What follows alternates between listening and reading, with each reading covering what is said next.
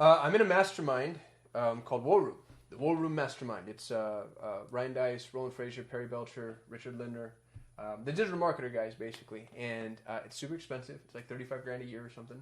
And I wanted to do it forever, but I was massively gun shy and also a little cheap.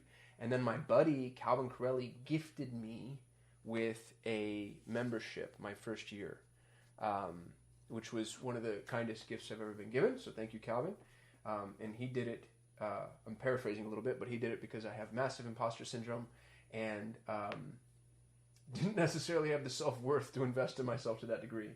But it's been the most impactful thing I've done professionally in a really long time. So you need to make sure you have a business that is of a size that it could actually benefit from that. So I wouldn't encourage anybody to, like, if $35,000 would break the bank, don't do it. But if it just makes you uncomfortable, but I mean, you're like, I can invest it, but I need to see a return. Like, I have very few things I can look at that have been as impactful. And it's not just the content you're exposed to. The content, honestly, it's accessible elsewhere. It's nice to have it consolidated the way they consolidate it. We meet, like, 3 or 4 times a week, and then they just bring in the smartest people in the whole wide world to talk to us. And we've had some amazing speakers. Chris, I'm reading his book right now. Shout out to Glenn for shaming me into this. But like Chris Voss was there last time and talked about negotiation strategies. And Rachel Peterson talked to us about, who I interviewed at Perpetual Traffic. And I'm not going to do the name dropping thing because that's not why it's relevant. Really, the thing that I've gotten the most out of War Room is the other members. Like, you're in a room that's now ascended in terms of where they are business wise, and I am the dumbest, poorest, least successful person in that room, which is the room you want to be in. There was a guy, I just came from a room, so one of the dudes that presented yesterday, his company just went public, we're just hanging out with him. You know what I mean? Like, I've basically immediate instant access to this guy who just took a company public. I've got a cell phone number. It's really hard to get access to those types of people in quantity, and they're all just brought together. So I'm not pitching War Room at you, but I am pitching something like it. And you can go industry specific if you want to. If you're real estate, there's like 1 billion real estate masterminds. Find the mastermind that's specific to you and that's one level higher than your comfort zone. Because if you're in a group right now that you're perfectly comfortable in, you're in the wrong damn group. Like, you should be scared and intimidated and frightened. And you should have a little imposter syndrome, because we're all freaking imposters. Like, none of us know what we're doing. And so if you don't have that at all, like, you're not stretching yourself. So anyway, that's my sales pitch. This is War Room, by the way. If you want to join, I don't know if they're accepting new members, but if they are, go join. We'll hang out. The thing that I wanted to show you is every time at War Room, every meeting, they have something called Wicked Smart. And at the very end of the sessions, all the attendees, or everybody who wants to anyway, submits their best idea. So, like, this is my best tip, trick, hack, thing that we figured out. You have 5 minutes to present your best idea. They narrow it down to the top 10, and those 10 people get up, they present, and everybody votes on who won. And this last time, I won Wicked Smart, which I share with you because I want. This is the wrong one. This is 2021. Hold on, let me show you that I'm not lying. I won Wicked Smart, 2022. I share with you because I want admiration and approval of my peers. But I wanted to share with you the thing that I presented because I thought it was pretty freaking cool. So we were doing this beginning late last year, and it's crazy how well it worked. How to steal your competitors' most valuable organic traffic. So first thing that you need to know is in November 2020, YouTube came out and said, hey, we're going to show ads on all videos. Doesn't matter whether or not you have monetization enabled. And I remember hearing that and I was like, well, that's bold and interesting, and let's see how it works out. And I didn't see much of a shift or a change, but we used it to our advantage. So me and my business partner, John, we shot a video called The Ultimate Guide to Google Ads in 2022. And we started it, basically, I think January 1st, 2022, we started pushing this video.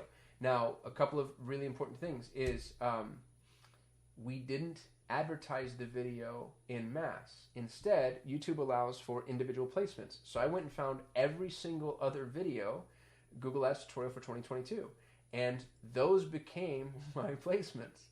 So if you searched for Google Ads tutorial, or you were recommended Google Ads tutorial, you would click on the video expecting a Google Ads tutorial, but my video would run as an ad over top of that. And I expect people didn't necessarily know that it was an ad, at least some of them. So a couple of notes. This is for the, in display-based marketing, this is no longer interrupter advertising as far as I'm concerned, because you're playing directly into the narrative that they're expecting. So the expectation isn't broken at all. And one of the really important keys here is when you click on that video, you can see it on my YouTube channel if you want to go check it out. The very first thing I say is, welcome to the ultimate guide for Google Ads in 2022. So like there's, even if it's skippable in stream, I'm instantly letting you know, hey, what you're looking for is what's here. And so even if they did realize it's an ad, they're still like, well, that's kind of what I wanted. And it's a 50-minute video, y'all. I'm using an hour-long video as an ad. You're giving them exactly what they searched for. I'm convinced that a large percentage of people don't realize it's an ad.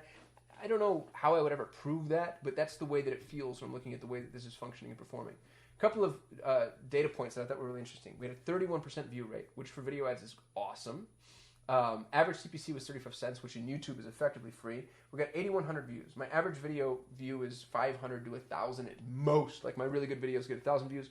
John's really good videos get 2,000 views because he's smarter than I am. Regina beats us both, interestingly.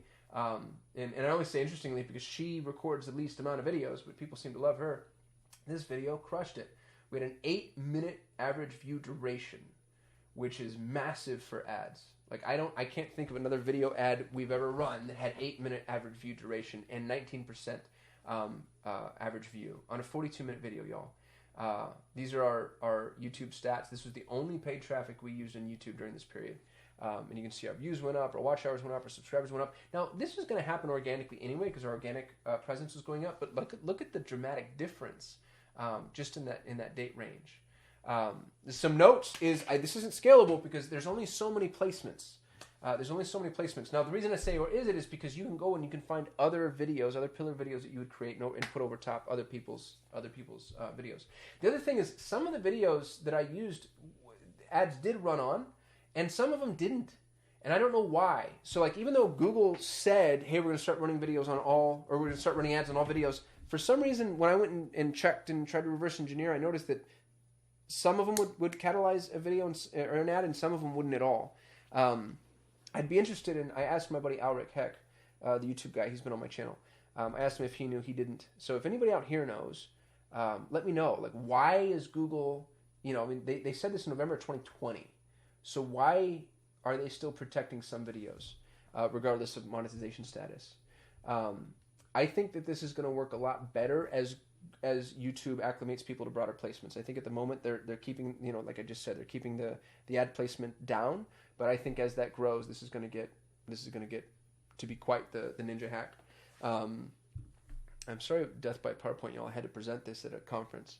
The thing that is really cool is this is going to work for any narrative. So if you've got a competitor that's really crushing it with whatever, they've got a tutorial video, an explainer, a how-to, a case study. It doesn't matter. Go shoot your own version of that exact video and then just run ads over top it. It's wicked ninja, y'all. Like the way that it functions. You could get unethical with it if you want to. I don't recommend it at all. So stay above board. But what people are searching for is exactly what you give them. I think it's pretty cool. So anyway, that was my Wicked Smaht presentation. It's what won the award this time. I've got 4 Wicked Smaht awards under my belt, which I'm pretty proud of and happy about. So trying to figure out what it is I present next time so I can keep the streak running. In the meantime, I appreciate y'all watching, and I'll see you tomorrow. Wait, before you go! I'm constantly looking for amazing people to come join our team. So if you're passionate about Google Ads and you're passionate about customer success, please go to solate.com/apply, and we'd love to see you as a part of the Solutions 8 team. Also, if you like this video, give us a thumbs up. It lets the YouTube algorithm know that we actually know what we're doing. And don't forget to subscribe. We shoot a video every single day, and I don't want you to miss out on any of it. Lastly, if you have questions, comments, concerns, confessions, or you just hate my face and my voice, go ahead and hit us up in the comments. We get very little human interaction, and even the heckling is something that I kind of get a kick out of. So thank you so much for watching. Thank you for being subscribers if you're a subscriber. Don't forget to apply if you're interested in working at Solutions 8. Otherwise, I'll see you tomorrow.